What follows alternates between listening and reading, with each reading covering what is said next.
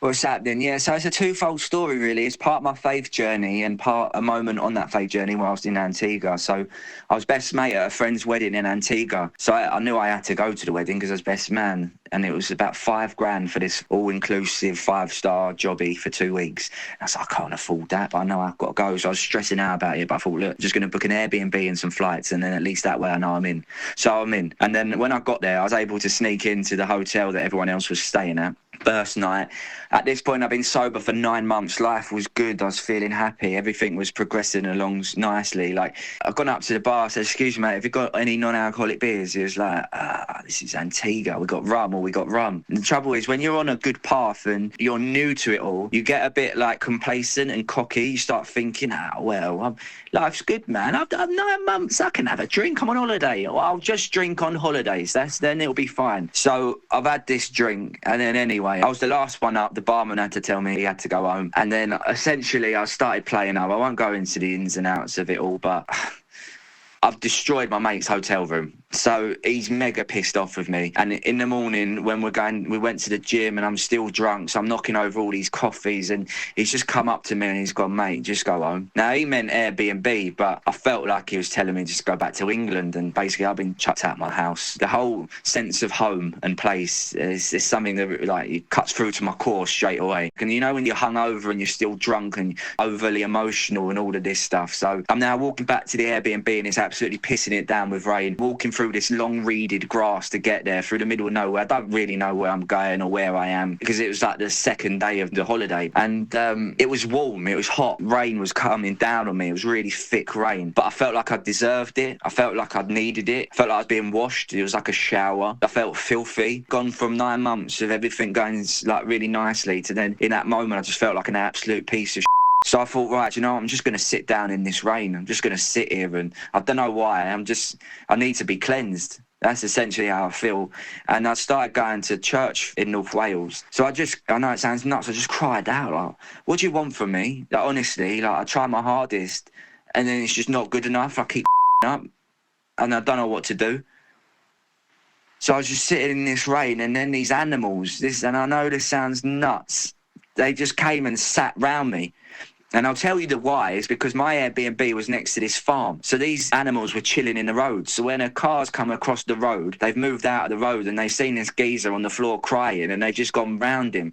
But for me, I'm sitting there having just said, what do you want from me? And then I look up and I've got this cow inquiring what I'm doing and just came and chilled with me. Oh, man, I felt so seen and loved in the comfort of these animals to just... Like, I don't know, just something about me just felt like life was going to be all right. Don't worry, mate.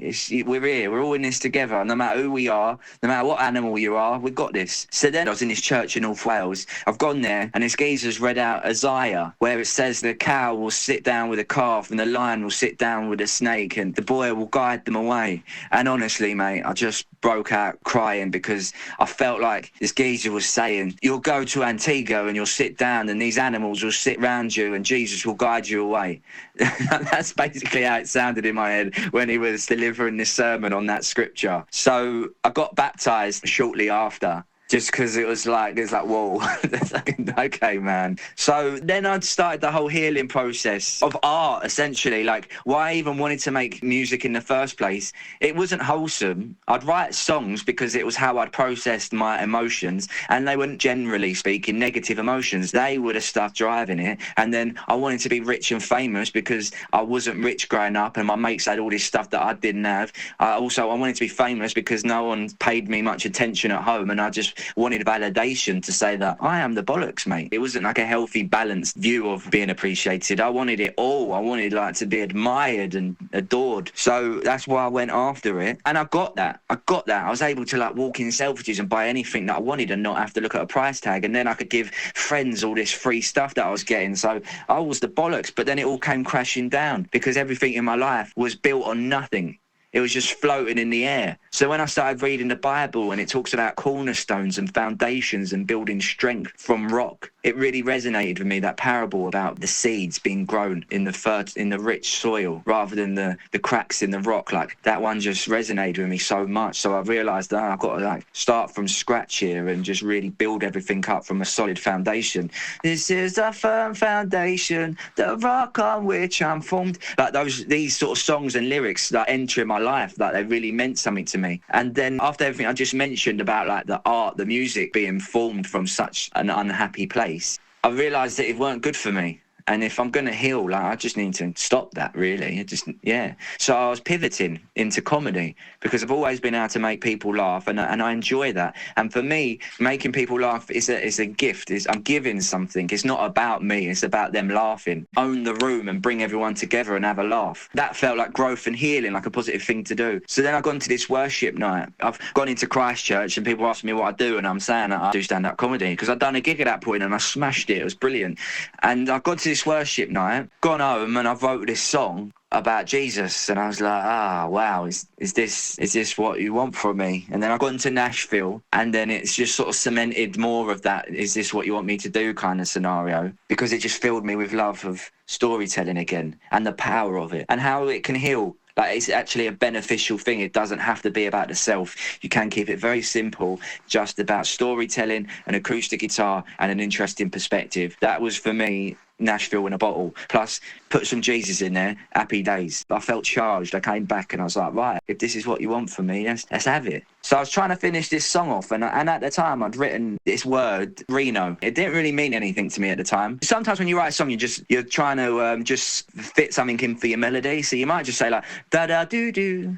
The boy shaped his collar, like, and then you got to shape that sentence around. So like, I was walking and then I learned to make $1. So this word Reno was just in there as a sort of footnote to deal with later, but it really sounded cool in the song. It just didn't mean anything to me. It didn't mean anything. So I finished this whole song, but now I've got to come across this thing where I've actually got to address the fact of like, what does Reno mean? So I was trying to work out if I could swap it out for another rhyme. So I'm trying to work out anything else that rhymes with Reno, but it doesn't. So then I'm like, okay. I remember in Nashville, went to the Johnny Cash Museum. Obviously, he's got a song where he shot a man in Reno. Is that where this word came from in my head?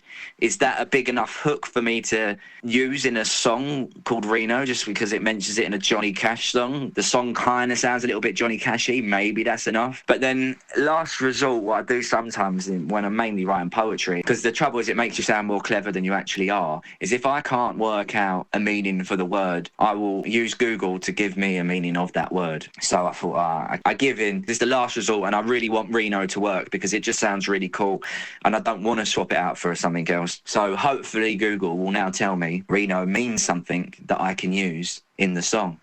And I've typed it in Google and said, what does Reno mean?